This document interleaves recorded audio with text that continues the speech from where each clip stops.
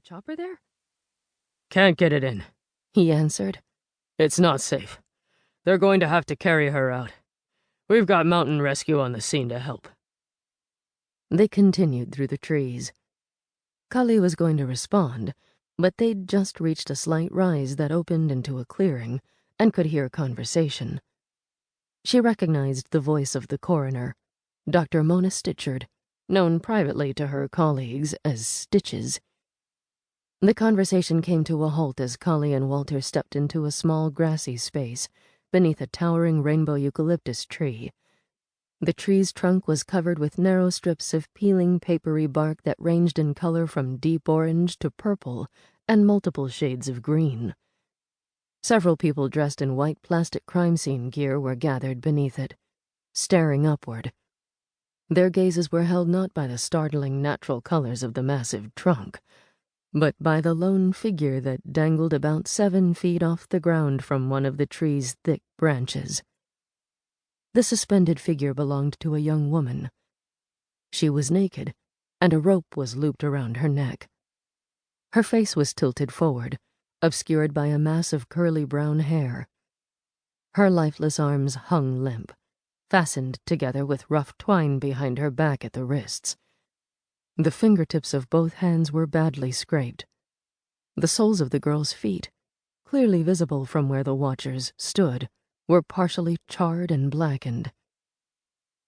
Kali and Walter walked slowly toward a taped-off area surrounding the suspended figure, glancing at the ground at the base of the tree.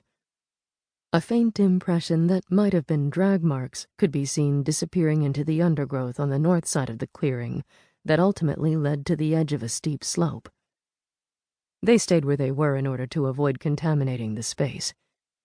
Stitches walked up to meet them.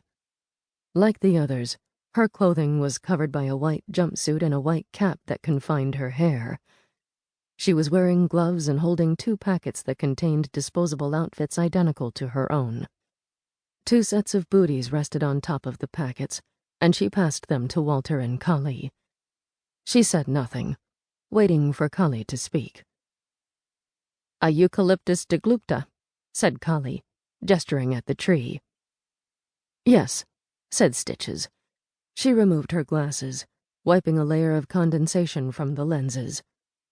"The rainbow eucalyptus, though I didn't think that would be the first thing you commented on."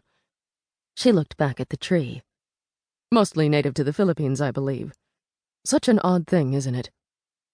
Kali nodded. "There aren't that many in Hawaii. You kind of have to know where to look for them." "Do you think the choice of tree might be significant?"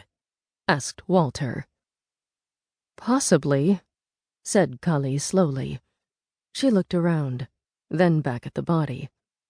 There was no shortage of other trees that would have served equally well, with thick, lower branches. Many of them would have been far easier to access. Kali and Walter opened the packets and slipped on the thin plastic garments, covering their shoes with the booties. They ducked beneath the tape, moving toward the body. This close, Kali could smell the burned flesh of the girl's feet and see the scratches that marked the skin of her torso and limbs. There were small bits of twigs and leaves snagged in the thick curls of her hair, as though she may have been dragged. The brown tresses were streaked with golden highlights, and the twigs seemed almost like small earthy ornaments that had been deliberately placed.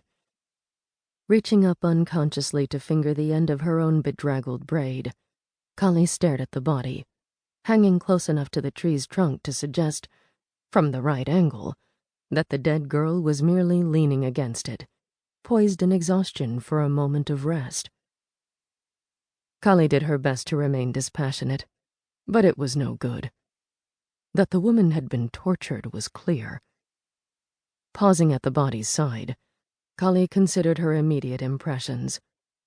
The woman's physique was athletic and toned. The legs and buttocks were muscular, the biceps and shoulders well-defined. A thought flitted through her mind that the dead woman might have been a regular in a local gym, or an avid hiker. "Who found her?" she asked.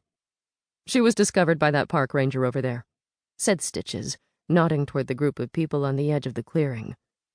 "He said he hadn't been up this way for the past 3 days, but that there was nothing out of the ordinary in it."